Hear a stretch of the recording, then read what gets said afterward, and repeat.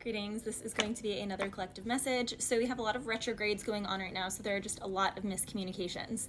And I have been seeing this also with a lot of people that I follow. A few influencers, or so to speak, that I follow, will ask, ask me questions. And one of the number one questions lately that people are asking these influencers is, why are you so arrogant? Why are you so prideful? And these people are like, I'm not. I was extremely overweight, living an unhealthy life. I changed my life because of other people who inspired me, and now I want to share my journey so I can inspire others to get healthier and change their lives. There's nothing prideful or arrogant about that.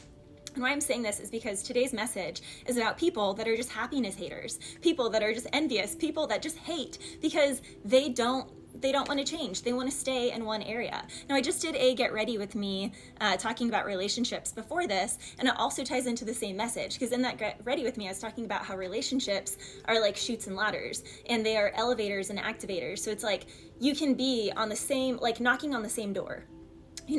When you have a spiritual awakening, there are levels, there are layers to things. So that could be the same door. Person A, had their spiritual awakening 3 years ago. Person B had it today, but it's the same door they're knocking on. But that other person, that was 3 years ago is on the third floor. The other person is on the first floor. Now, sometimes God brings us to people's lives because we are knocking on the same door, but it's important for us to realize when we're on different floors and there are limits to things, that the partnership is no longer having a intentional purpose. And there are a lot of things going on right now in this world where people are in partnerships or in work situations that are not congruent, that are not in alignment with where God is wanting that person to go. And they are held back because they can't go through that door when they're still connected to someone that's on the first floor. Now, sometimes we're on the same floor as someone, but you actually realize that their life path is the total opposite direction of yours. And you don't understand that because when you met them, you elevated at the same time, you were on the same floor. So it's like you were a part of one another's journey intentionally then. Now, I am someone, I am a bit traditional, so I do feel that people definitely do try to need to make things work. However, I also, being a wedding photographer for almost 20 years, 17 years, I have witnessed where 100% people, I can say genuinely, were meant to separate because who they married next, both cases, is absolutely their next divine partner. So I don't know, there's something here of giving, releasing, letting go, knowing when you've been holding on to something for too long, and happiness haters. So envy creates delusion. When someone dislikes you, then everything you do is offensive or prideful to them. They simply justify their hatred and call you arrogant or prideful when all you're doing is walking with a straight spine and a clean and respectable turnout. Oftentimes people, will say that about me or other people when they're walking, with a straight spine and a respectable turnout. All of a sudden that person is prideful or arrogant simply because they have self-respect and they take care of themselves. And they're not even pointing fingers at other people. They're just staying in their own lane. That's the other interesting part of it. It's like, how do you think that it's prideful and arrogant for me to lose weight, heal my health issues, have all these incredible experiences, and then want to share and help other people facilitate those similar responses when I was inspired because of that person? And you came into my personal bedroom, my personal media page, and you're judging and saying I'm prideful, but you're on my page, you're on my turf, you're in my land. Like, I'm sorry, I'm not walking inside your house and telling you that you need to paint that room, take that artwork down. That's just I wouldn't do that because that's your home. And that's how, our social media bedrooms and our lives are. So there's just a lot of that going on right now in the collective. Now, I was also hearing the song "I'm Bad at Love" by Halsey. So someone here could be someone who's been out of a relationship for a while. They just feel like they're bad at love. They, are kind of nervous about it. It does seem like love is knocking on someone's door, because I was also hearing, Three's Company. So it's like, come and knock on my door, I'll be waiting for you.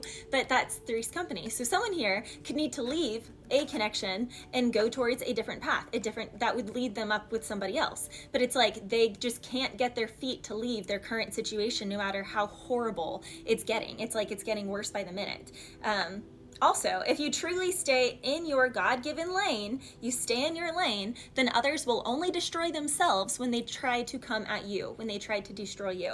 Also, the more others focus on your business rather than tending to their own, the harder the impact it's going to be when they're yanked from your lane and yanked back into their own lane to tend to their own things that they have not been tending to because they've been too busy having their nose up your butt and what you're doing with life, because a lot of people like to do that. It's ridiculous. Also, the phrase nuts and bolts, people say when the rider is nuts, then the horse bolts, but it's the same way in relationships. When the man who is supposed to be the leader is leading out of hostility or aggression or being unfair, then the woman is going to bolt. And for my people who are hearts not parts, and that are they, them, all the other things, when the masculine energy, doesn't matter what's between the legs, but when the masculine energy is not leading from a place that's fair and respectable, and he's being hostile about his leadership or her leadership or their leadership, then the feminine energy is going to bolt from that situation. So someone here could have tried to make someone out to be like, oh, they just run away, oh, they just escape, oh, they just do that. But it's like,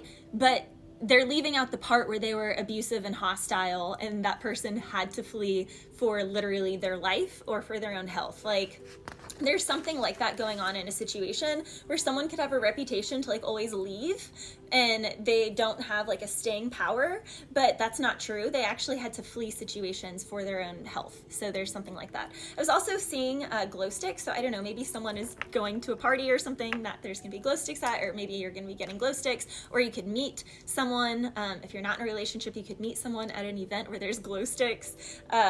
Also, I was hearing the "Oh, what's in a name?" I believe that's Shakespeare. And then I was reading this child's book. It's like a high school, I don't know, it's called A Wind in the Door.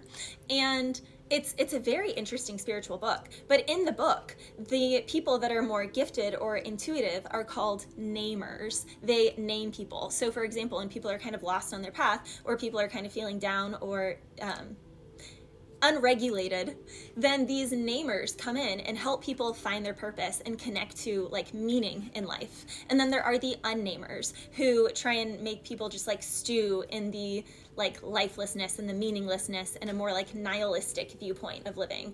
And so there is something like that going on right now too, because it's like there are people in the world who don't want people to elevate because it would affect their security, it would affect their stability, and then they would have to do something. They wouldn't get to be like as lazy, or they wouldn't get to keep using or capitalizing off of someone else. So they don't want that person to wake up.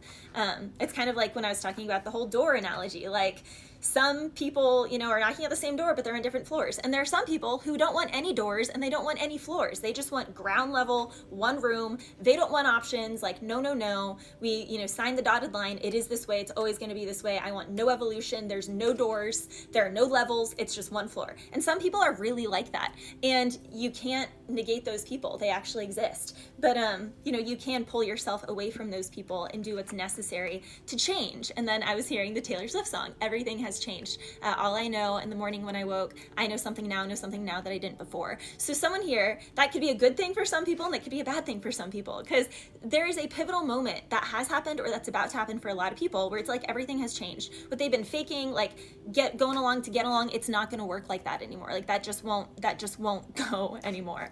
Also, when you name something, then you take your power back and you draw the line in individualism and separation. So accountability must be taken. It can't just be like, oh, well, this whole group. It's like every individual has to take responsibility and accountability for their own individual part. So when you name an individual, when you give people a name, you give people a purpose, no one else is responsible for them achieving that thing and them living up to their dharma, their life purpose, their God-given mission, other than them. It's between them and God.